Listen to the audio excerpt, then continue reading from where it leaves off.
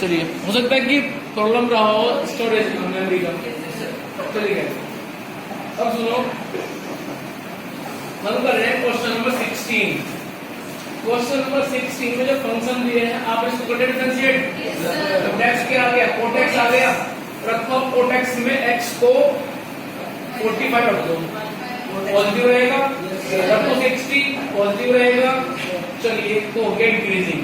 अब बात कर लेते हैं 90 से आगे। रखो जरा 120, तो कोड 120 क्या बनेगा, 90 + 30 इट मींस -10/30। ठीक है, जब कहाँ चलेंगे, हम जाएंगे सेकंड में गए ना, तो वहां होता है वो कोड नेगेटिव हो जाएगा। चलिए अब आओ जरा क्वेश्चन नंबर 17।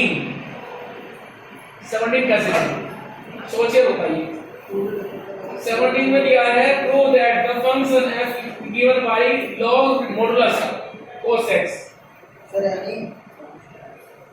Is decreasing. क्या कह रहे हो, मोड नहीं है,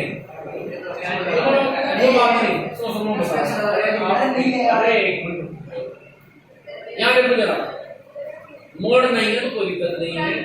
होता क्या है तनु, जब भी हम लोग को लिखते हैं तो बस सही रास्ता ये है कि हम हमेशा वहां पे लगाएं मोड।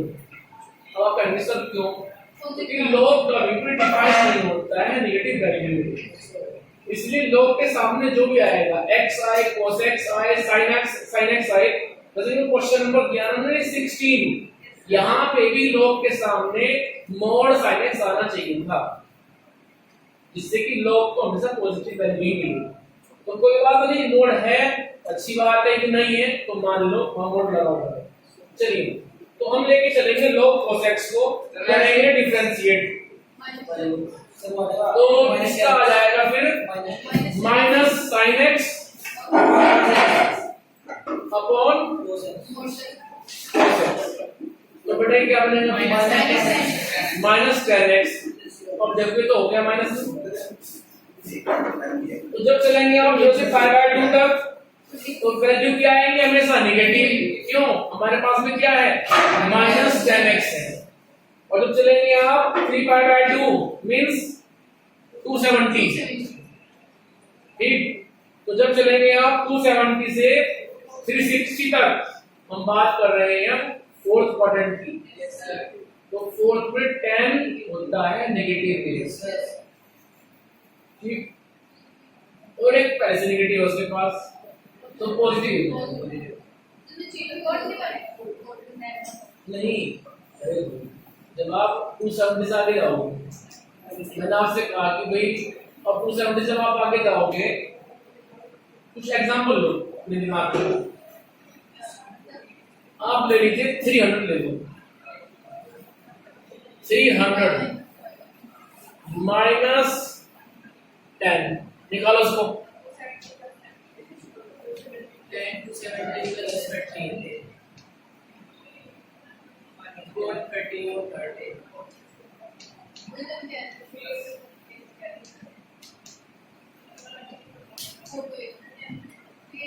पॉजिटिव हो गया, पॉजिटिव हो गया ना। हम क्या कह रहे हैं,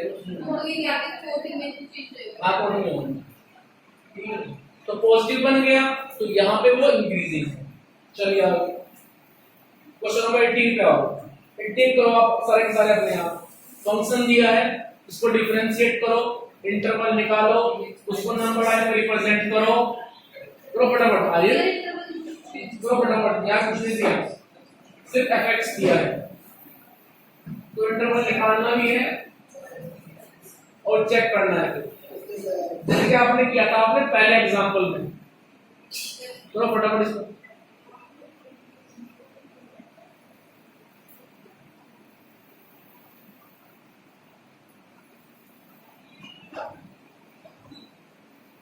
एड्रेस x को रख देना 0 के बराबर क्रिटिकल पॉइंट के लिए।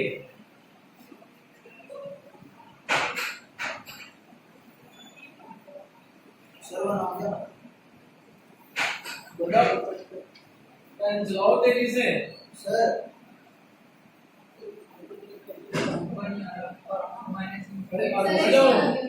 एक बार माइनस इनफिनिटी से 1 और 1 से तो चेक 1 पे जल्दी करो, ट्रेन निकल जाएगी तुमने।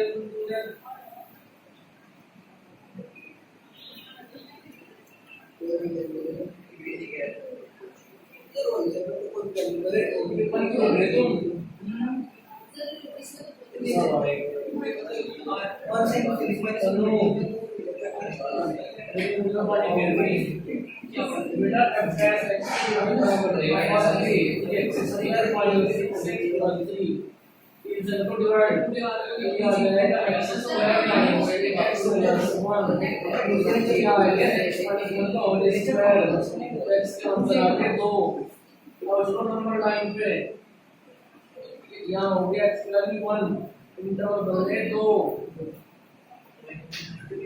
नॉट टेबल सुंदर सी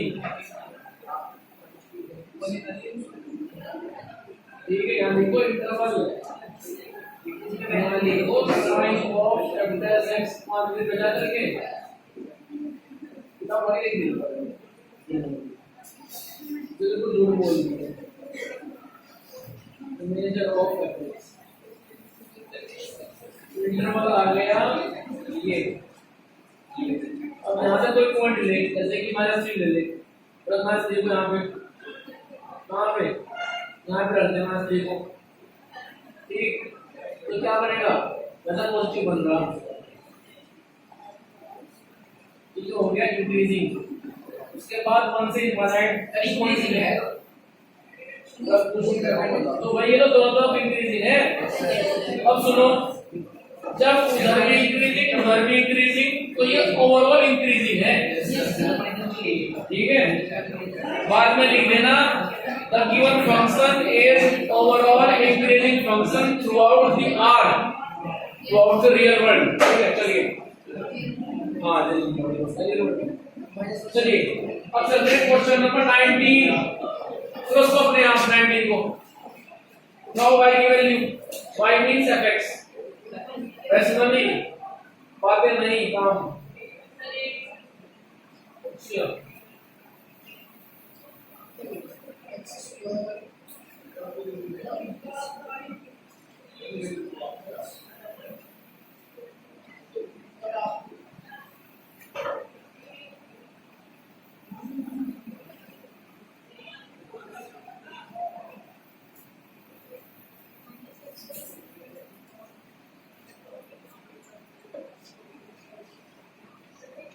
fx equals to x squared to the power minus x, इसको डिफरेंशिएट करो, उसके बाद f डैश x को 0 के बराबर रखिए, वहां से निकालिए x के क्रिटिकल वैल्यूज मींस इंटरवल। बस इंटरवल दिए हुए हैं तो इंटरवल ना भी निकाले मान चल जाएगा, सिर्फ f डैश x निकाल लो। उसके बाद लो पहला ऑप्शन रख के देखो वहां से कोई एक वैल्यू अपने f डैश x में कि कैसा बिहेवियर आ रहा है, f डैश x का नेगेटिव आ रहा है, पॉजिटिव आ रहा है, क्या आ रहा है।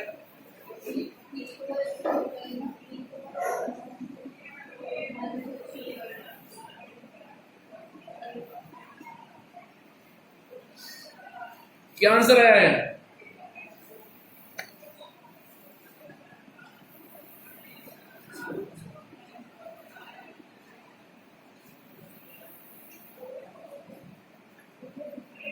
क्वेश्चन नंबर 19 में फर्स्ट आंसर है, फर्स्ट में क्या है, सेकंड में क्या है, समझ में नहीं आ गया?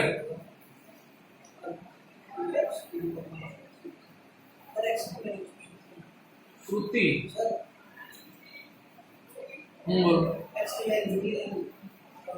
अरे वाली मत निकालो, नीचे दिए इंटरवल, तो इंटरवल में से वैल्यू लो और रख के चेक करो डैश एक्स में डी है। जरा और एक मिनट, एफ एक्स का बनाओ एफ डैश एक्स, कितना आएगा एफ डैश एक्स, यहाँ पे लगाओ प्रोडक्ट रूल,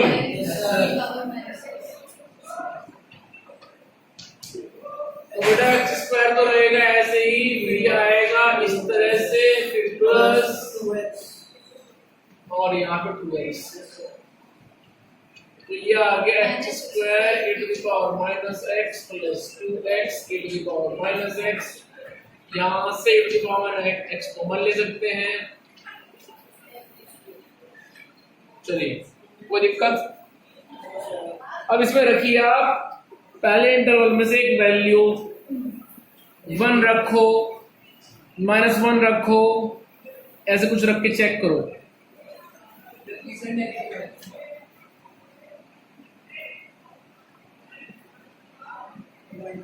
जरा सोचिए फटाफट।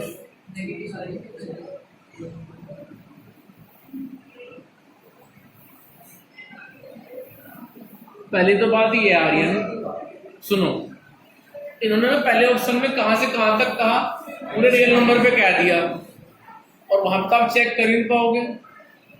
क्यों नहीं कर पाओगे?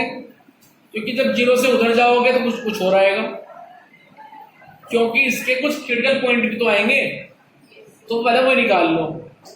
तो देखो, इसको यदि आप रखोगे 0 के बराबर, तो एक बार तो आएगा e to the power minus x 0 के बराबर, एक बार आएगा minus x square plus 2x 0 के बराबर। यहां से तो x आएगा माइनस इनफाइनाइट, सॉरी इनफाइनाइट, क्योंकि ये बनेगा फिर e to the power minus infinite, वो 0 होता है। और रही बात यहां से, तो यहां से आप x कॉमन लो, माइनस एक्स प्लस 2, तो आ गई यहां से दो वैल्यू, तो 0 और एक आ गई मेरे पास में 2। इट मीन्स वो नंबर लाइन बन गई अब 0 2। तो अब चेक करो,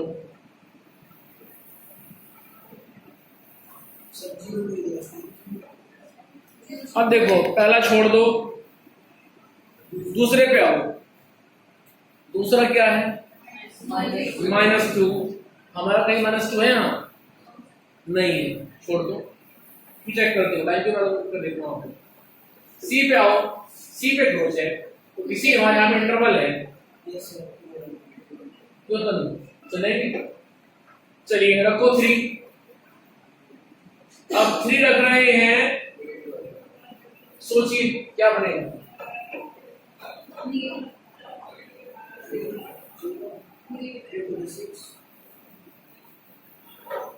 सोचिए, देखो माधव 3 रखेंगे, तो रखने के बाद ये तो स्क्वायर है, नेगेटिव में है, और ये क्या है? उसका डबल है, तो स्क्वायर क्या रहेगा? हमेशा ज्यादा रहेगा डबल से।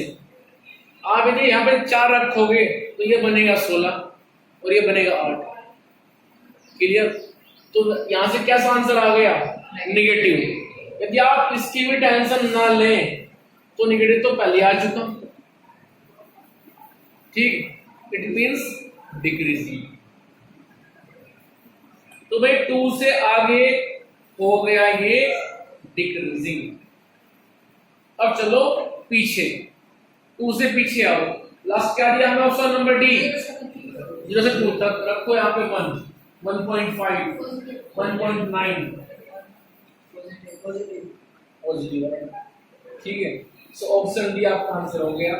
क्वेश्चन बचे हैं आपके यहाँ पे 2 जो कराने हैं 14 15, ठीक है, मैं कराऊंगा, लेकिन उससे पहले कुछ समझा रहा हूँ जिससे आप कुछ काम कर सकें, ठीक है। चलते हैं एक्सरसाइज पर, लेकिन उससे पहले आपको बताऊंगा मैं आधा घंटे का, और ये एक पिक्चर है जो आपको दिखानी है। आओ जरा, पिक्चर बड़ी इंटरेस्टिंग है वैष्णवी, और पिक्चर ऐसी इसमें आप सारे के आपके सारे जो तार है ना वो सब हिल जाएंगे दिमाग के, ठीक है। आओ जरा, दरअसल टेंजेंट एंड स्लोप ये जिक्र शुरू हुआ था क्लास 11 से, जब वहां पे चैप्टर था आपके पास में स्ट्रेट लाइन का, याद आया कुछ? क्या होती है स्ट्रेट लाइन?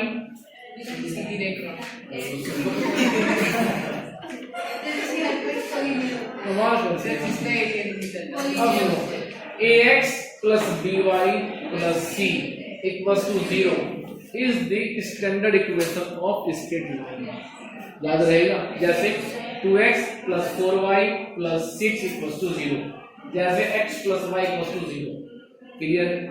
चलिए, इसके बाद में हमने वहां पे सीखा था फिर कि जब लाइन 2 पॉइंट से पास हो रही हो तो कैसे निकालते थे आप उसकी इक्वेशन। मान लो लाइन है, समझना आप डीपली, क्योंकि सारी बातें यही है पॉइंट 3 में, पूरी अलाइनमेंट आ जाएगी पॉइंट 3 में। ये पॉइंट ए है, ये पॉइंट बी है। मान लीजिए ये x1 y1, ये पॉइंट बी हो गया x2 y2। हमने कहा कि बताओ लाइन ए बी की इक्वेशन क्या होगी। Whenever line is passing through the 2 point, formula था y minus y1 equals to m into x minus x1। और ये m क्या था वहां पे? ये m था स्लोप। और ये जो m है ये बड़ा खतरनाक है, ये अपने बदलता है रंग कंडीशन के हिसाब से। कैसे?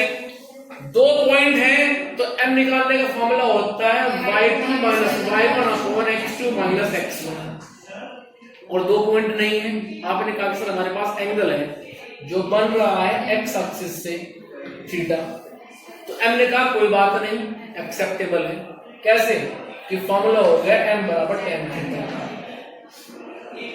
2 पॉइंट दिए तब भी m निकाल लोगे, नहीं दिए एंगल दिया तब भी आप m निकाल लोगे, मींस स्लोप निकाल लोगे। ठीक है, उसके बाद में मान लो मैंने आपको हर्ष एक लाइन दी 2x + y + 6 = 0, सिर्फ लाइन दी और क्वेश्चन क्या है? Find the slope. इसकी स्लोप कैसे निकालेंगे? हाँ, तो वही फॉर्मूला था क्लास 11 में ही कि slope equals to minus coefficient of x upon coefficient of y। it means -2 upon 1, it means -2। कोई बोलो? ठीक है, चलिए, ये तो बात हुई क्लास 11 तक m निकालने के लिए, स्लोप निकालने के लिए। आर्यन जब आप क्लास 12 में आ ही चुके हैं, आपको मालूम है, ठीक है, तो यहां पे यदि आपसे पूछा जाए कि भाई एक कर्व है y equals to x² + 2x, तो वो आपसे कहेंगे कि बताओ इसकी टेंजेंट की स्लोप क्या है। क्योंकि ये कर्व जो होंगे ये लाइन में तो बनेंगे नहीं, क्योंकि पावर बढ़ेगी तो कर्व बेंड हो जाएगा। भाई यहाँ पे पावर अभी 1 1 है, इसका ग्राफ बनता है हमेशा एक स्ट्रेट लाइन। क्योंकि यहाँ पे 6 है तो ये लाइन ओरिजिन से तो पास नहीं होगी, दाएं बाएं से हो जाएगी, सीधी सी बात है। 6 नहीं होगा तो तब जाएगी फिर ओरिजिन से। सो आपको कर्व मिलेगा ऐसे, ये कर्व इस शेप में तो नहीं होगा। एक पढ़ा था आपने क्लास 10th में, वहां पढ़ा था आपने पैराबोला सबसे पहले, यदि आपको याद हो एनसीईआरटी में कर्व बने हुए थे रंग बिरंगे। हाँ, तो यहाँ पे ये जो कर्व है ये बनेंगे पैराबोला की शेप में, इस तरह से बन जाएगा, ऐसे बन जाएगा, ऐसे बन जाएगा, या फिर ऐसे बन जाएगा। तो जाहिर सी बात है जब कर्व अपने आप बेंड होगा तो उसकी टेंजेंट भी बन जाएगी इस तरह से, जिसको टच करते हुए निकल जाएगी। टेंजेंट जो टच करे, कट ना करेगा। तो जहां पे टच किया है हम पूछेंगे आपसे कि भाई इस टेंजेंट की इस टचिंग पॉइंट पे स्लोप कितनी है, जबकि एक कर्व आपको हमेशा मिलेगा। कैसे? ये दे रखा है। तो तब हम क्या करेंगे? हम इस कर्व को कर देंगे एक बार डिफरेंशिएट। ये नया मेथड है क्लास 12, ठीक है। 3 तो पहले जा चुके, 2 पॉइंट से, इससे, और तीसरा एंगल से। 3 तो पुराने हो चुके मेथड स्लोप निकालने के लिए, चौथा नया। जल्दी हो गया। अच्छा,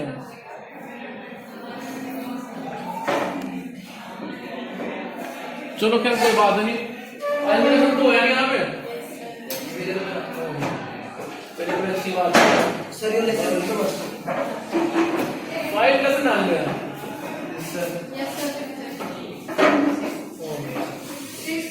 सुनो भाई, आर्यन